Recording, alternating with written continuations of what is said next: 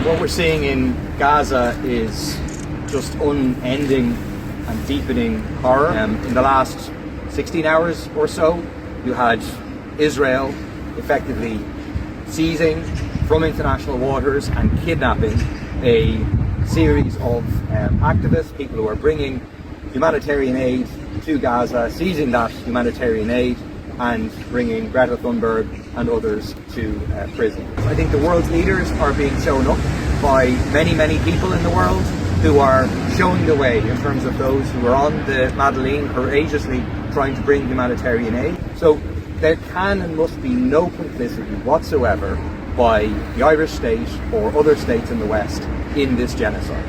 The truth is that the arguments of the government the week before last in relation to the Sinn Féin bill on this matter were really scandalous. Like, they ultimately boil down to the fact that, well, if we don't authorise the bonds, someone else in Europe will authorise the bonds and they'll be able to be sold. We do not accept that we should be assisting in the sale of Israeli bonds used for genocide. We can talk about the Occupied Territories Bill, we can talk about the overflights, but we should not be facilitating the finance of this genocide. And the next step is there is a great march to Gaza taking place, which will involve, I think, 3,000 people from around the world, many people from Ireland, travelling to Egypt to go to the Rafah crossing to try and bring aid.